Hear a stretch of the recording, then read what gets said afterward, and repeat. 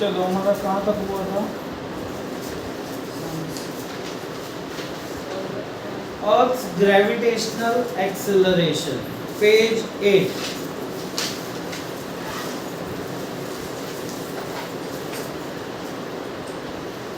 हमने कल पढ़ा था कैपिटल जी, जिसकी वैल्यू कांस्टेंट रहती है।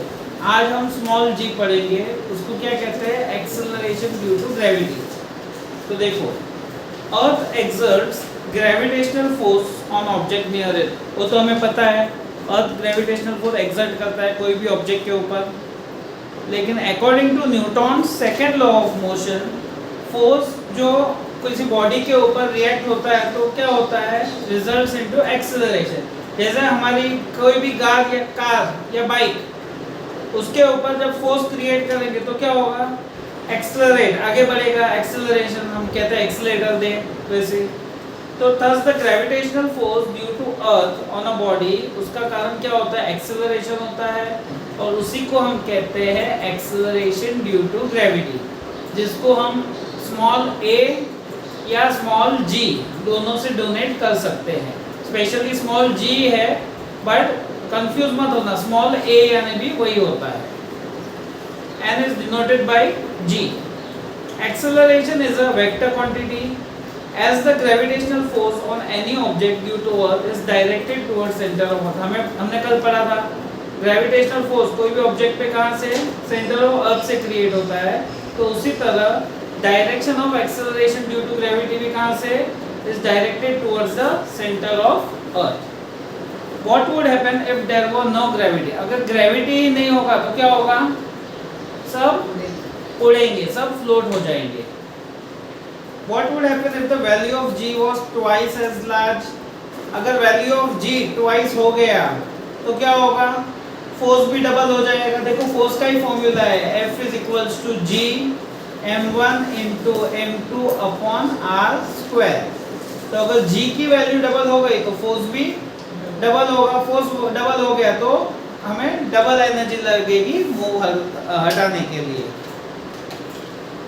Value of g on the surface of earth. अब वैल्यू ऑफ g क्या होती है? तो देखो, we can calculate the value of g by using Newton's universal law of gravitation for an object of mass m situated at a distance r from centre of earth.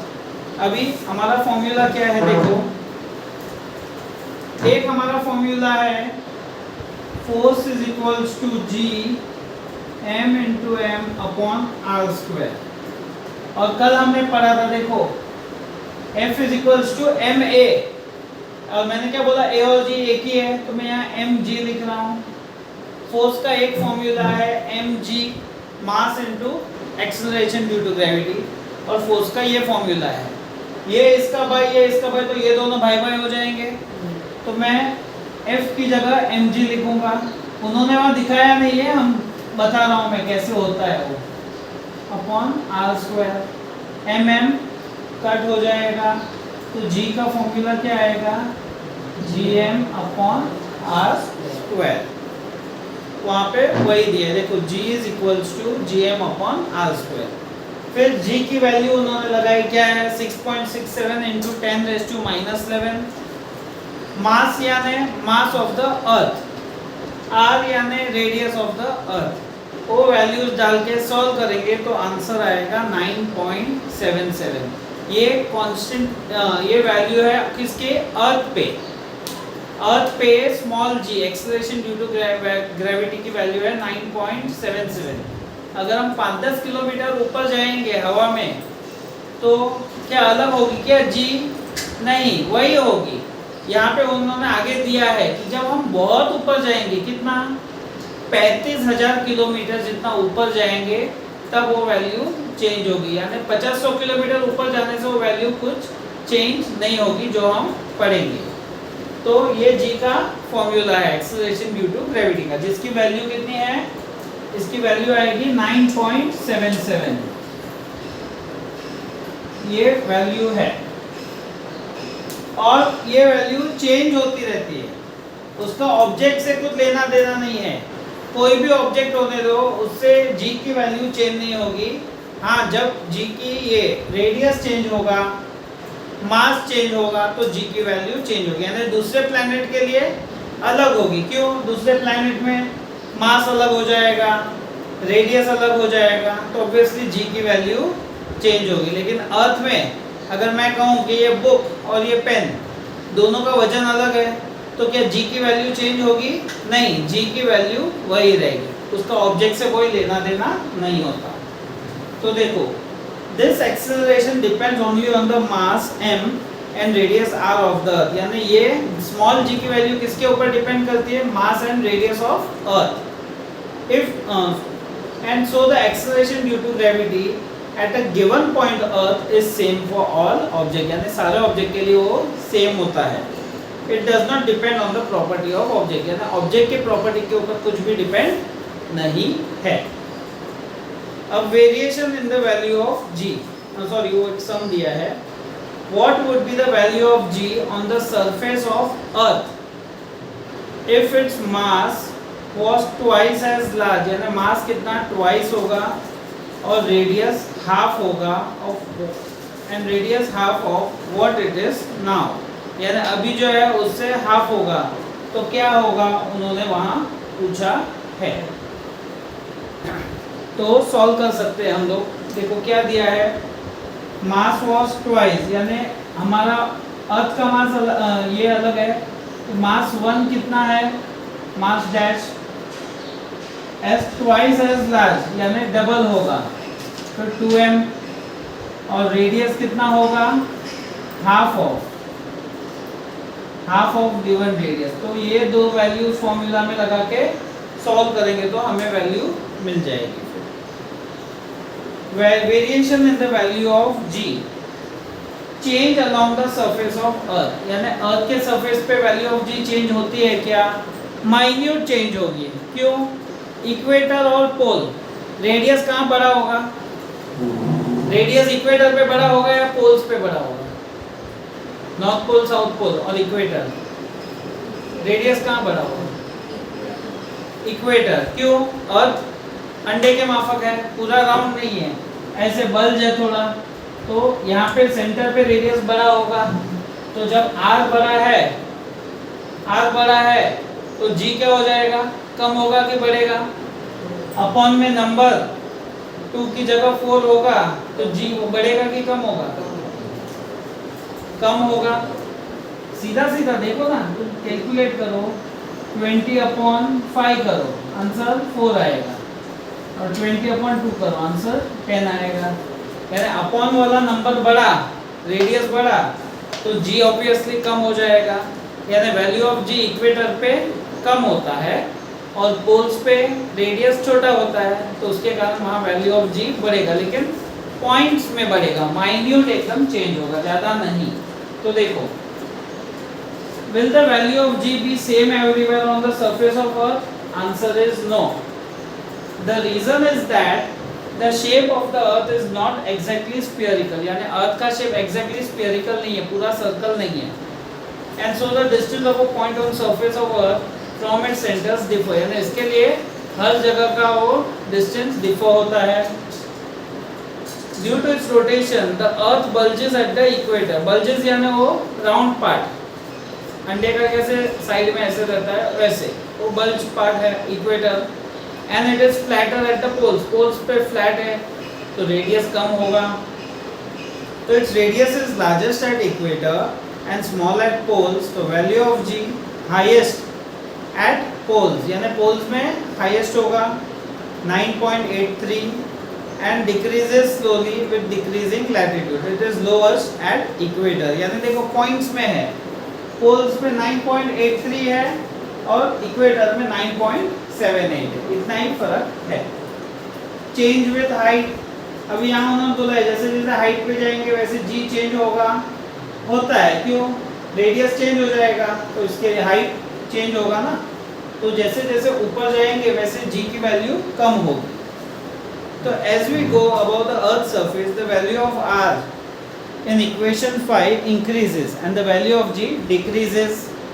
However, the decrease is rather small for heights which are small in comparison to Earth's radius, यानी जो decrease होगा value of जी वो बहुत ही minute होगा। क्यों? क्योंकि अर्थ का radius इतना बड़ा है, उसके सामने हाइट कितना भी लो तो थोड़ा माइन्यूट चेंज होगा।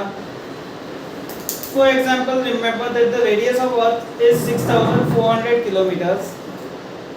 If an aeroplane is flying eight height 10 kilometre above the surface of earth, यानी 10 किलोमीटर की हाइट पर एरोप्लेन जा रहा है तो उसकी डिस्टेंस कितनी होगी? 6400 में और 10 कर दो, 6410। And the change in the value of G due to it is negligible, यानी एकदम मामूली चेंज होगा, ना के बराबर होगा। On the other hand when we consider an artificial satellite, जब हम आर्टिफिशियल सैटेलाइट को कंसीडर करेंगे तब हमें वो वैल्यू ऑफ जी का चेंज समझ में आएगा due to change in the distance of satellite from the centre of earth. Some heights और उनकी जी की वैल्यू दी है, देखो यहाँ पे। On the surface of earth height 0 है, यानी कुछ भी नहीं है, तो जी कितना है? 9.8। माउंट एवरेस्ट 8 किलोमीटर की हाइट है तो जी उतना ही है, 9.8। मैक्सिमम हाइट जो reach by man made balloon, man made balloon की हाइट कितनी है? 36 किलोमीटर, तो एकदम माइन्यूट चेंज हो रहा है, देखो 9.77। वेदर सैटेलाइट 400 किलोमीटर ऊपर रहता है तो कितना डिफरेंस होगा? खाली 8.7। और जो कम्युनिकेशन सैटेलाइट कितना? 35,700 किलोमीटर की हाइट पे होता है, इतना ऊपर, तो उसका जी कितना हो जाएगा? 0.22, तभी वो कुछ ज़्यादा फर्क दिखेगा। अभी चेंज विद डेप्थ, अभी जैसे हम कहते हैं कि हम ऊपर जाते हैं तो क्या होता है? रेडियस बढ़ता है। तो अब नीचे जाएंगे तो लोग बोलेंगे नीचे जाएंगे तो रेडियस घटना चाहिए।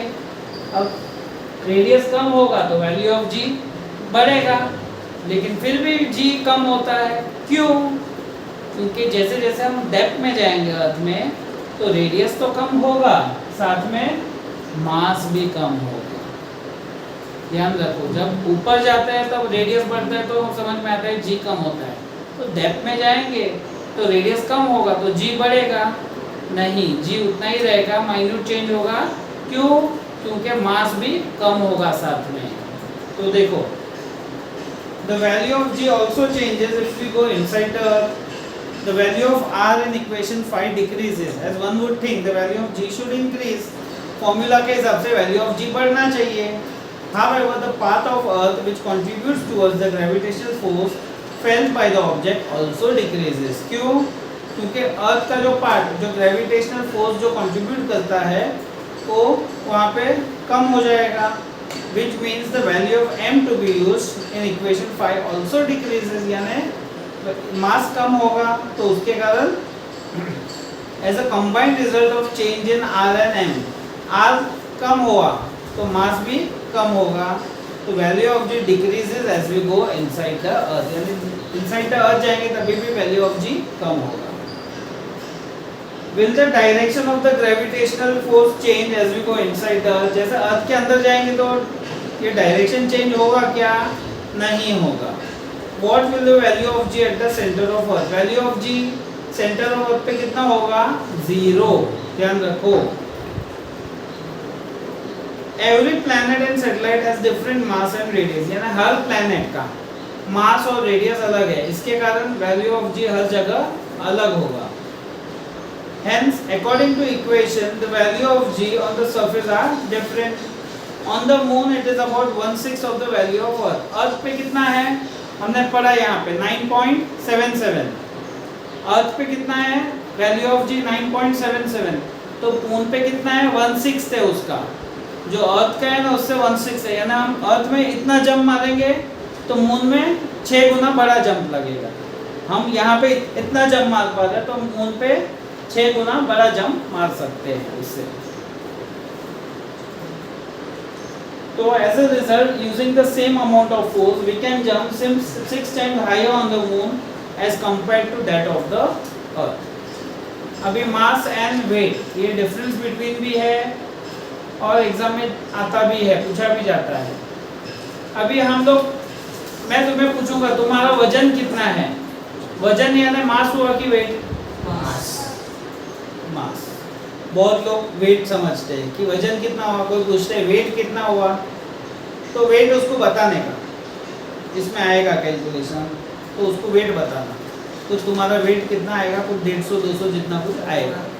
लेकिन तुम लोग जो केजी में बताते हो ना वो मास बताते हो, वेट नहीं बताते। वेट यानी एक तरह से फोर्स होता है, वेट यानी फोर्स होता है जो हर प्लैनेट में चेंज होता है। क्यों? फोर्स का फॉर्मूला क्या है? m इंटू जी। जी हर प्लैनेट में चेंज होता है, तो इसके कारण वेट हर जगह अलग आता है, लेकिन मास हर जगह सेम आता है। तुम अर्थ में रहो या मून में रहो या सन में जाओ या कहीं पे भी जाओ, मास में जाओ, जो तुम्हारा मास होता है वो हर जगह सेम होता है। तो देखो, mass is the amount of matter present in the object. Mass क्या है? अमाउंट ऑफ मैटर जो प्रेजेंट होता है ऑब्जेक्ट में। SI unit of mass kg है। मास स्केलर क्वांटिटी है।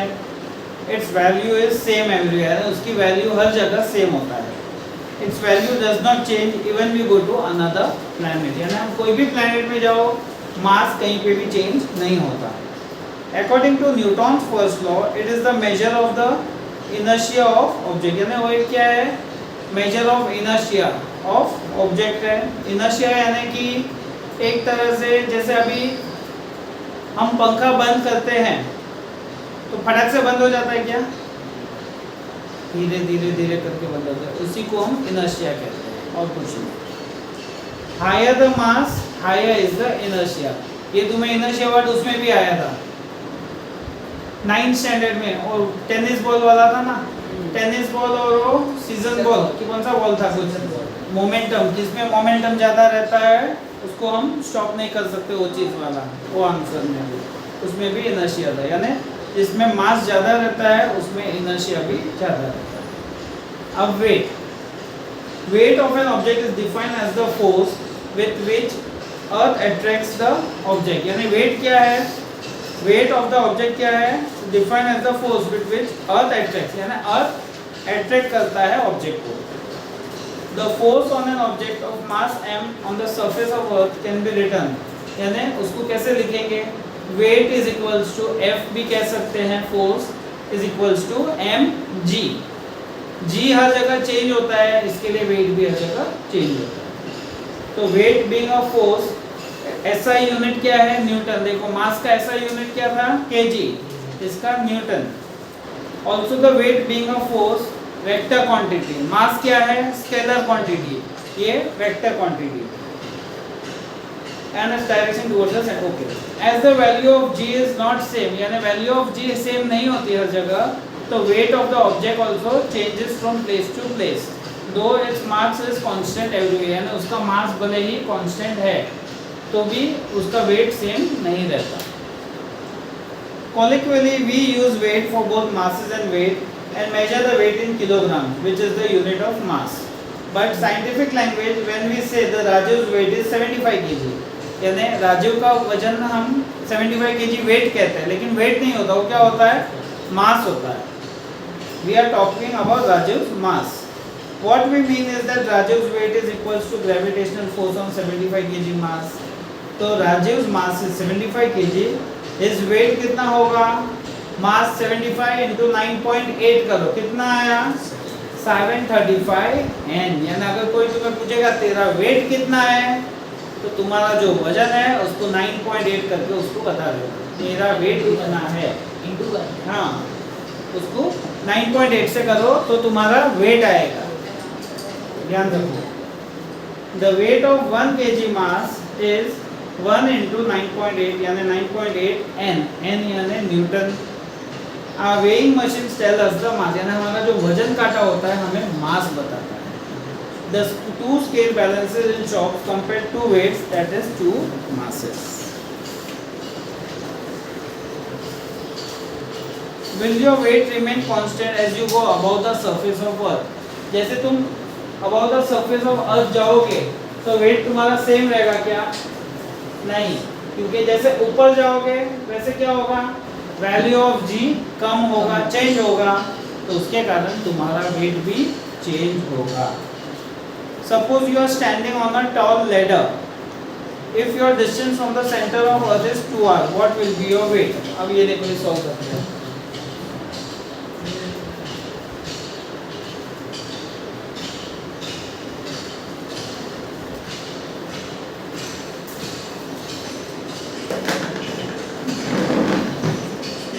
If your distance from the centre of earth यानी radius r dash कितना दिया है 2r दिया है, what will be your weight, हमें वेट फाइंड करना है। तो फॉर्मूला क्या है, force is equals to weight is equals to, force का फॉर्मूला क्या है g m upon r square, ये हमारा एक फोर्स का फॉर्मूला है। अभी हमें उन्होंने वेट पूछा है, तो पहले वेट का फॉर्मूला लगाएंगे। क्या है वेट का फॉर्मूला आएगा g mm upon r1 square. r1 की वैल्यू क्या है 2r, तो यहाँ पे हम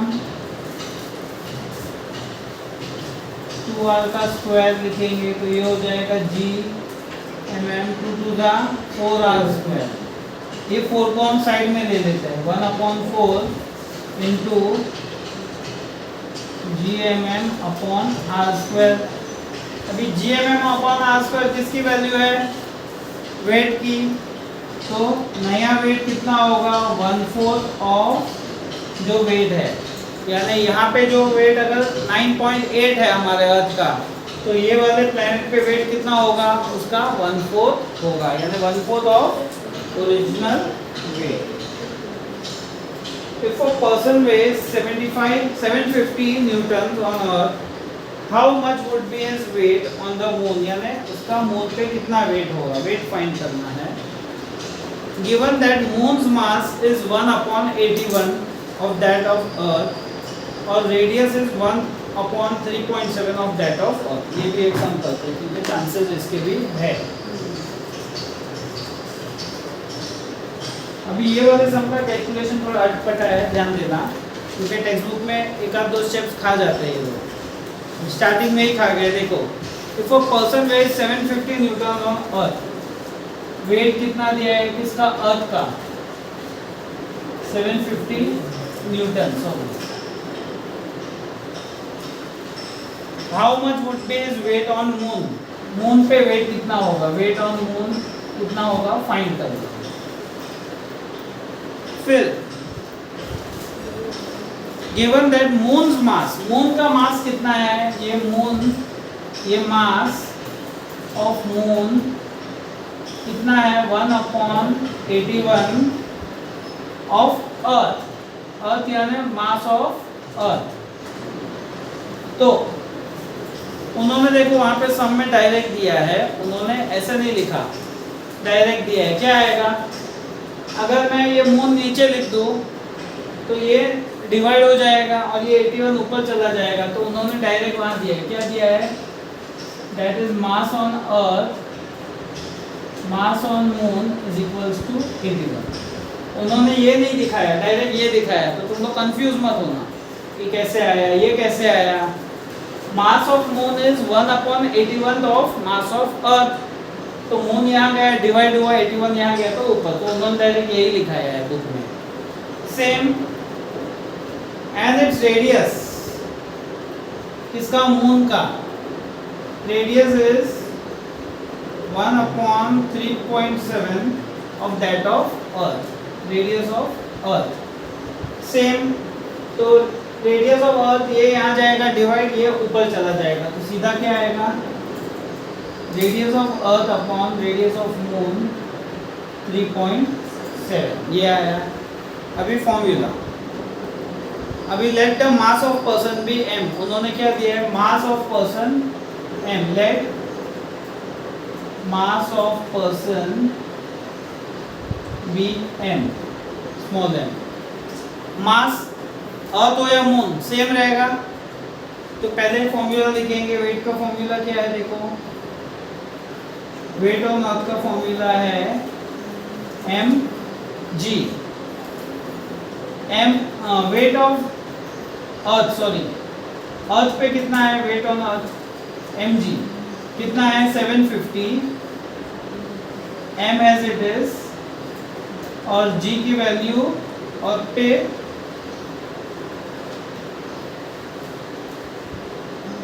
उन्होंने वहाँ फॉर्मूला लिखा है, सॉरी g का जगह उन्होंने वहाँ फॉर्मूला लिखा है, g m e upon R E का स्क्वायर। अभी हमें m की वैल्यू निकालनी, क्योंकि दोनों जगह m सेम रहेगा तो हम इसको अकेले रखेंगे तो ये यहीं पे रहेगा, ये यहाँ जाएगा तो क्या होगा मल्टीप्लाई। तो 750 into R E square upon G mass on earth, ये मास आया same. Weight on moon formula वही mg, weight on moon find करना है।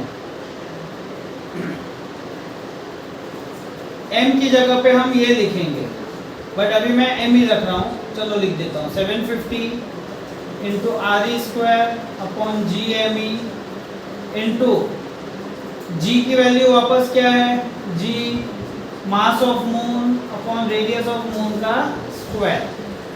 अब यहाँ पहले जी कट हो जाएगा, अभी खाली शफल कर दो, इनटू है तो ये यहाँ पे आ जाएगा, ये यहाँ पे आ जाएगा, तो क्या होगा 750 into R E square upon R M square into mass of moon mass of earth. Values डालेंगे 750 R E upon R M कितना है 3.7 का स्क्वायर, mm अपॉन me, यहाँ me अपॉन mm है बट वहाँ उल्टा है तो ये 81 का क्या हो जाएगा 1 अपॉन। अब इसको सॉल्व करेंगे तो हमें वेट ऑन मून आएगा, इस तरह से है। यानी पहले हमें फोर्स का फॉर्मूला लगा के mg, मास हर जगह सेम होता है, g का हमने फॉर्मूला पुट किया, फिर वेट ऑन मून, उसमें m की वैल्यू ये पुट करेंगे उसकी जगह, और g का ये g कट करके सॉल्विंग करेंगे तो हमें ये आएगा। तो आंसर कितना आया देखो, वेट ऑन मून 126.8, अर्थ पे 750 है, ये 126.8 यानी उन्होंने दिया है देखो, the weight on the moon is nearly 1/6 of the weight on the earth. कितना 1/6 है, so we can write the weight on moon as mgm, thus gm is 1/6 of the g of the earth. Gravitational waves are created on surface of water when we drop a stone into it. अभी पानी है, हम लोग पानी के तालाब में या कहीं जाते हैं तो हमारी आदत रहती है क्या, ऐसे हम पत्थर फेंकते हैं, किसका बाउंस कितना जाता है ऐसे देखने के लिए खेलते थे हम लोग, खेलते थे तो तभी पत्थर भी डालेंगे तो क्या होगा वेव्स क्रिएट होगा, तो वेव्स है। Similarly, you must have seen the waves generated on a string. जो सितार रहता है उसमें स्ट्रिंग रहती है, दोनों साइड पकड़ो स्ट्रिंग करो तो स्ट्रिंग वाइब्रेट होता है, वो भी एक तरह की वेव्स है। Light is also type of wave, यानी जो लाइट्स आती है वो भी एक तरह की वेव है, उसको इलेक्ट्रोमैग्नेटिक वेव कहते हैं। Gamma rays, X rays, ultra UV rays, infrared rays, microwave, radio waves, ये सब अलग अलग तरह की इलेक्ट्रोमैग्नेटिक वेव्स है। Astronomical objects emit these waves and we receive them using an instrument. यानी astronomical objects ये waves को emit करते हैं, निकालते हैं और हम उनको capture करते हैं। All our knowledge about the universe has been obtained through this waves. यानी ये waves के द्वारा ही हमें universe की जानकारी मिलती है। Gravitational waves are a very different types of waves. यानी gravitational waves अलग तरह की waves है, उनको they have been called the waves on a fabric of space-time. Einstein predicted their existence in 1916. Einstein ने उसको predict किया था 1916 में। These waves are very thick and it is very difficult to detect them. यानी ये waves बहुत ही weak होती है, जो उनको predict करना बहुत difficult है। Scientists have constructed extremely sensitive instruments to detect the gravitational waves emitted by astronomical sources. Among these, LIGO is a prominent one. देखो ग्रेविटेशनल वेव्स को कौन से इंस्ट्रूमेंट के द्वारा कैप्चर किया जाता है, LIGO, ये फिलिप में आ सकता है, ऐसा ऐसा जो रहता है ना वही फिलिप्स में आता है ज़्यादा, जो हमारे ध्यान से बाहर रहता है, ये LIGO LIGO करके है उसके द्वारा। Exactly after 100 years of their prediction, scientists detected these waves coming from astronomical source. Indian scientists have contributed significantly in this discovery. यानी इंडियन साइंटिस्ट ने इसमें ये किया है discovery. This discovery has opened a new path to obtain information about universe. Next, free fall. अभी एक पत्थर लो हाथ में पत्थर रहेगा तो क्या होगा? हाथ में पड़ा रहेगा कि वो नीचे जाने के लिए उछल कूद करेगा कि भाई मुझे छोड़, नीचे गिरना है, ग्रेविटेशनल खींच रहा है, ग्रेविटेशनल तो खींच रहा है उसको, बट हाथ का जो फोर्स है वो भी उसको पकड़ के रखा है। जैसे कि हम रस्सी खींचते हैं, दोनों साइड अगर प्रॉपर है तो कोई एक दूसरे की तरफ खींचा जाएगा, बैलेंस रहेगा, खाली खींच ऐसे ऐसे होते रहेगा, कोई एक दूसरे की तरफ खींच नहीं पाएंगे। तो सेम यहाँ पे वही है, देखो, take a small stone, hold it in your hand, which force are acting on the stone. Stone के ऊपर कौन सी फोर्स एक्ट करती है? एक ग्रेविटेशनल फोर्स फ्रॉम डाउन जो नीचे की तरफ खींचता है, और एक रिएक्शन फोर्स, हाथ में रिएक्शन फोर्स होता है, उसको पकड़ के रखता है, यानी इसके लिए हाथ में वो पत्थर स्टेबल है। नाउ रिलीज द स्टोन, फिर एक बार स्टोन रिलीज किया, क्या होगा? फ्लोट होगा, नीचे गिरेगा। क्यों? तभी खाली ग्रेविटेशनली फोर्स काम कर रहा है तो उसको नीचे खींच लेता है। What do you observe? What are the forces acting on the stone after you release it? Release करने के बाद ग्रेविटेशनल फोर्स ही काम करता है। We know that the force of gravity due to Earth acts on each and every object, यानी gravity हर एक object पे काम करती है। When we are holding a stone in our hand, the stone was experiencing this force, यानी stone वो force experience कर रहा था, but it was balanced by a force that we were applying on it in opposite, यानी उसको balance किया गया था, किसके ऑपोजिट डायरेक्शन से रिएक्शन फोर्स काम कर रहा था, इसके लिए स्टोन स्टेबल था। As a result the stone remained at rest. Once we release the stone, एक बार हम जब रिलीज करेंगे स्टोन को from a hand, the only force act on it is gravitational force, यानी फिर एक ग्रेविटेशनली फोर्स काम करता है और स्टोन उसके हिसाब से नीचे गिरता है। Whenever an object moves under the influence of the force of gravity alone, उसको हम कहते हैं फ्री फॉल। यानी कोई भी चीज़ जब नीचे आती है और उस पर खाली ग्रेविटेशनल फोर्स काम करती है तो उसको हम फ्री फॉल कहते हैं। Thus the released stone is in a free fall. In free fall, the initial velocity of object is 0, यानी स्टार्टिंग स्पीड 0 होती है, यानी u की वैल्यू 0 होती है और goes on increasing due to acceleration due to gravity of Earth, और वो धीरे धीरे बढ़ते जाते हैं। During free fall, frictional force due to air opposes the motion of object and a buoyant force also acts on the object. अभी frictional force यानी क्या? अब तुम रबर का बॉल डालो और प्लास्टिक का बॉल डालो, दोनों फटाक से नीचे आएंगे। रबर का बॉल सीधा मेरी तरह नीचे आएगा और प्लास्टिक का बॉल, तुम लोग स्कूल के वॉशरूम में जाते हो, सीधा जाना रहता है तो घूम घूम घूम घूम हर माले पे घूमते हुए जाते हैं, ऐसे बच्चे करते हैं। तो प्लास्टिक का बॉल क्या है? लहराते हुए आता है, एकदम ऐसे ऐसे लहराते हुए आता है। क्यों लहराता है? क्योंकि उसको हवा से फ्रिक्शन मिलता है, उससे बायोन फोर्स यानी जो ऊपर की तरफ खींचता है। जैसे कि अगर बायोन फोर्स देखा जाए तो प्लास्टिक का जग, घर पे पानी की बकेट फुल भरो, प्लास्टिक का खाली जग उसको तुम सीधा बाल्टी में ऐसे ही डालो, क्या होगा? पटक से ऊपर आता है। वही चीज़ को हम बायोन फोर्स कहते हैं। खाली जग को तुम एक बार ऐसे अंदर डाल दो, ऊपर आ जाएगा सीधा, वही बायोन फोर्स है। तो यहाँ उन्होंने वही कहा है कि फ्री फॉल में फ्रिक्शनल फोर्स यानी एयर भी अपोज करता है ऑब्जेक्ट को, तो बायोन फोर्स उसमें काम करता है। थस खाली फ्री फॉल चाहिए तो खाली वैक्यूम में पॉसिबल है। वैक्यूम यानी जिसमें एयर नहीं होती, उसमें डालोगे तो वो फ्री फॉल होता है। On a freely falling object the velocity on reaching the earth and the time taken for it can be calculated by using Newton's equation of motion.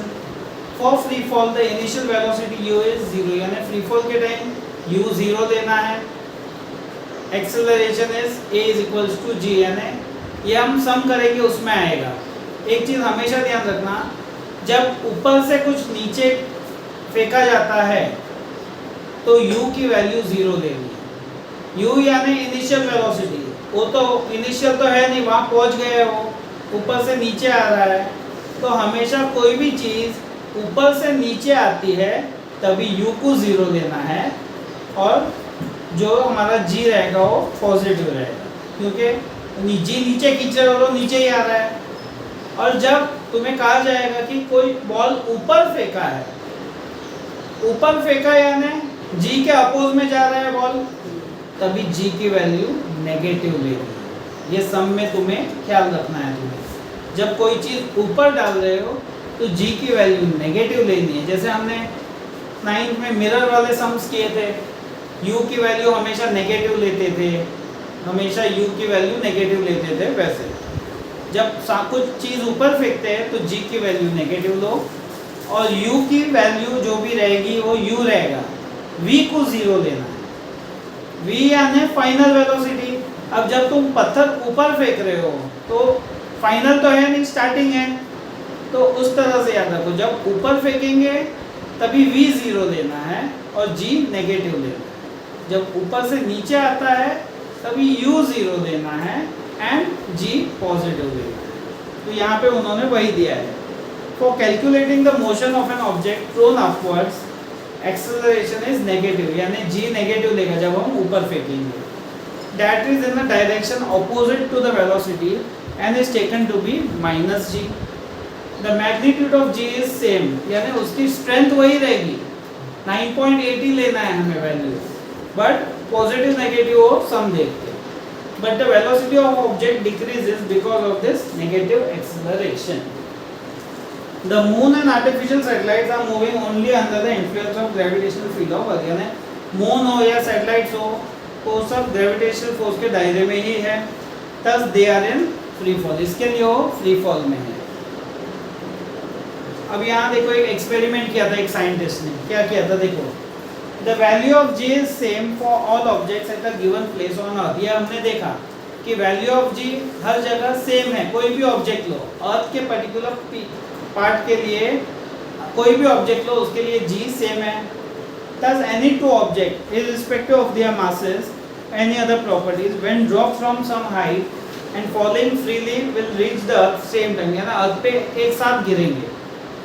Galileo is said to have performed an experiment around 1590 in the Italian city of Pisa.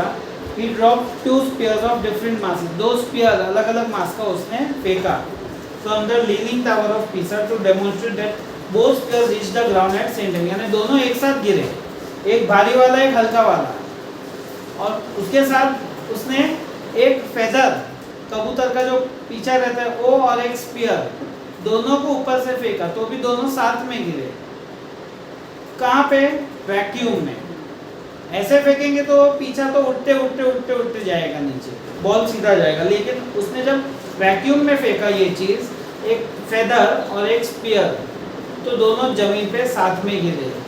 तो उसको यही है, when we drop a feather and a heavy stone at the same time from a height, they do not reach the earth। यानी अर्थ पे साथ में नहीं गिरते। कब?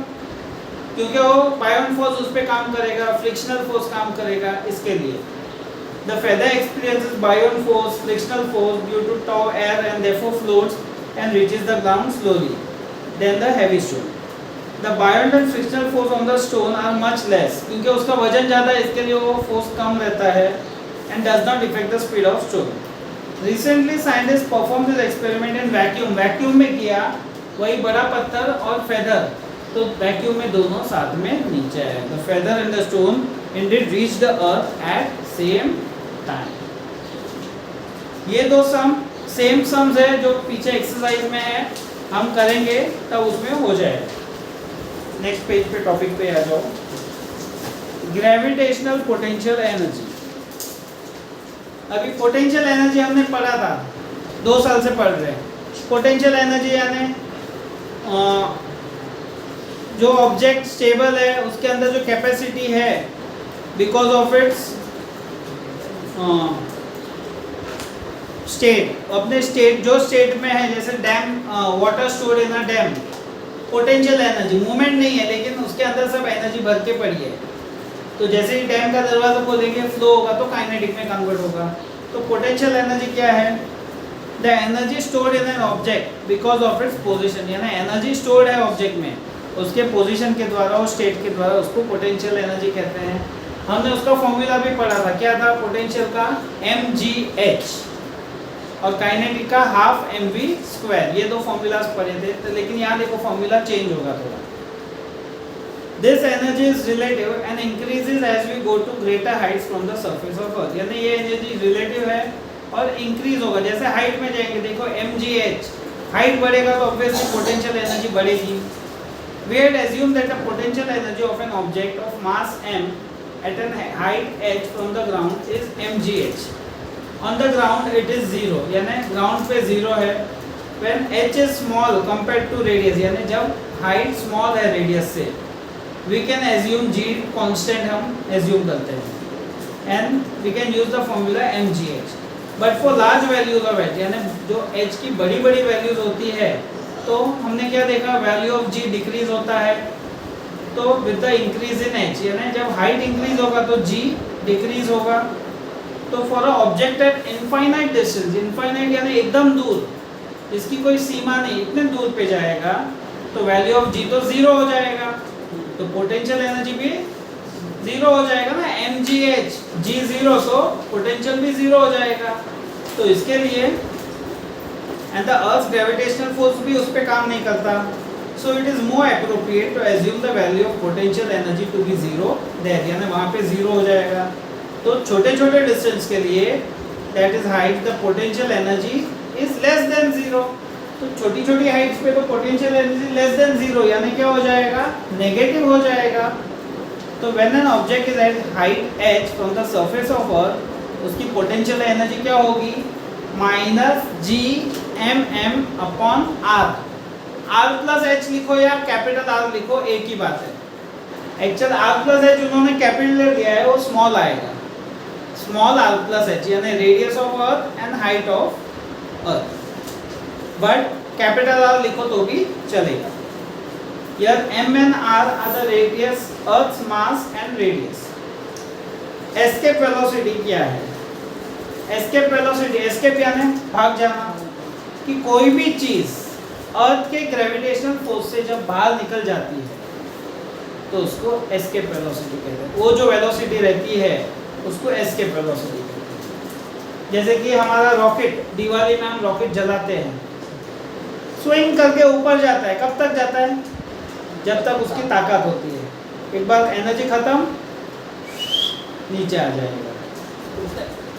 हाँ, फुट के वो तो नीचे ही आता है ना रॉकेट, देखा नहीं कभी, वो नीचे ही आता है रॉकेट सीधा, वो थोड़ी ऊपर ऊपर आकाश में जाता है. तो यहाँ पे वही चीज़ का है. जैसे हम लोग सैटेलाइट और सब लॉन्च करते हैं रॉकेट्स के द्वारा, तो ऊपर जाके फटक से नीचे थोड़ी आता है. उसको क्या एनर्जी देते ही रहते हैं. और वो कौन सी स्पीड से जाता है, जो यहाँ पे आएगा एस्केप वेलोसिटी है समथिंग 11.2 उसकी एस्केप वेलोसिटी. यानी हमें जो भी चीज़ अर्थ के ग्रेविटेशन के बाहर फेंकनी है उसकी स्पीड 11.2 किलोमीटर पर सेकेंड होनी चाहिए. इतनी स्पीड से भेजेंगे कुछ भी चीज़ और भेजते ही रहेंगे आगे आगे दूर दूर तक, तो वो चीज़ अर्थ के ग्रेविटेशन से बाहर चले जाएगी, तो वहाँ पे फिर वो फ्लोट होगी. तो देखो, we have seen that when a ball is thrown upward, जब वो बॉल को ऊपर फेंकेंगे उसकी वेलोसिटी डिक्रीज होती है बिकॉज ऑफ द ग्रेविटेशन, यानी ग्रेविटेशन के कारण उसकी स्पीड कम होगी. जब वेलोसिटी एक बार 0 हो गई तो certain height after that the stone starts falling down, यानी स्टोन नीचे आ जाता है. तो उसकी मैक्सिमम हाइट किसके ऊपर डिपेंड करती है, उसकी इनिशियल वेलोसिटी पे. तो यहाँ पे उन्होंने फॉर्मूला दिए, कुछ नहीं है. Thus higher the initial velocity यानी u, स्टार्टिंग स्पीड हायर है तो larger is the height reach by the ball, यानी उसकी हाइट ज़्यादा होगी बॉल की. The reason for this is that the higher the initial velocity, ball will oppose the gravity of earth more and larger will be the height to which it can reach. यानी जितनी starting speed ज़्यादा रहेगी उतनी height पे ज़्यादा जाएगी.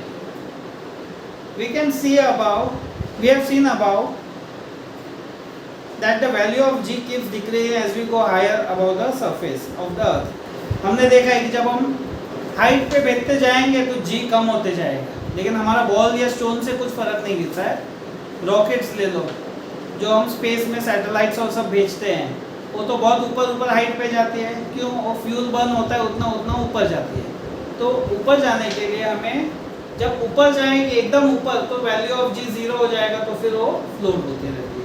तो जो स्पीड होती है, जो स्पीड से हम भेजते हैं, जिसमें से वो ग्रेविटेशनल के दायरे से बाहर चले जाती है, उसी चीज को हम एस्केप वेलोसिटी कहते हैं। Thus the force pulling the ball downward decreases as the ball goes up, यानी उसकी जो फोर्स कम होते जाएगी बॉल को नीचे खींचने की। If we keep increasing the initial velocity of ball, यानी हम उसकी स्पीड बढ़ाते ही रहेंगे, it will reach larger and larger heights, and above a particular value of initial velocity of ball, the ball is able to overcome the downward pull, यानी downward pull बंद हो जाएगा on the earth and can escape the earth forever, यानी earth से बाहर भाग जाएगा, and will not fall back on the earth, और यही वेलोसिटी को हम escape velocity कहते हैं। We can determine its value by using the law of conservation of energy, यानी हम law of conservation of energy के द्वारा इसको explain करेंगे। और ये भी एक डेरिवेशन जैसा है लॉ ऑफ कंजर्वेशन का, जो एग्जाम में आता है। ज्यादा किपलर्स लॉ का तो आता ही है क्वेश्चन, ये बाय लक आ जाए तो आ जाए कंजर्वेशन ऑफ एनर्जी का। तो देखो क्या दिया है,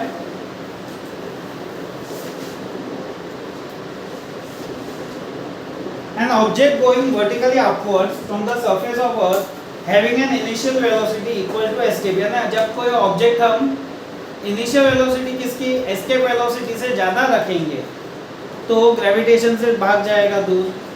the force of gravity being inversely proportional to square of distance becomes zero only at infinite distance, यानी इनफाइनाइट यानी बहुत दूर की डिस्टेंस पे वो जीरो होगा। This means for object to be free from gravity, यानी ऑब्जेक्ट को जब ग्रेविटी से फ्री करना है तो उसको एक इनफाइनाइट डिस्टेंस तक जाना होगा। There the object will come to rest at infinite distance and will stay there. अब यहाँ पे देखो on the surface of earth, surface of earth, और ये infinite, infinity है infinite। काइनेटिक एनर्जी कितना होता है, half mv square, v square यानी ये एस्केप वेलोसिटी। पोटेंशियल एनर्जी हमने पढ़ा क्या है, माइनस gmm अपॉन r या r प्लस h, कुछ भी ले लो। तो टोटल एनर्जी क्या हो जाएगी, टोटल एनर्जी हो जाएगी काइनेटिक प्लस पोटेंशियल। काइनेटिक है half mv square minus potential है gmm अपॉन r, ये क्या है टोटल एनर्जी, इसको हम q1 से डोनेट करेंगे। इनफाइनाइट पे इनफाइनाइट हाफ, ये क्या हो जाएगा काइनेटिक एनर्जी जीरो हो जाएगा। पोटेंशियल एनर्जी भी इनफाइनाइट पे क्या हो जाएगा, देखो gmm अपॉन ये है, ये किसकी साइन है इनफाइनाइट की, तो उसकी भी वैल्यू क्या हो जाएगी जीरो हो जाएगी। तो टोटल एनर्जी होगा काइनेटिक प्लस पोटेंशियल यानी जीरो, ये हो जाएगा Q2। बट हमारा लॉ ऑफ कंजर्वेशन क्या कहता है, energy can neither be created not destroyed. तो Q1 और Q2 को हम साथ में लिखेंगे। देखो Q1 क्या है, half mv square minus gmm upon r is equals to zero. अभी ये माइनस gmm को यहाँ डाल देते हैं तो प्लस हो जाएगा, half mv square gmm upon r। अब यहाँ पे देखो बुक में मेंशन नहीं किया है कैसे चेंज हो रहा है, यहाँ पे देखना।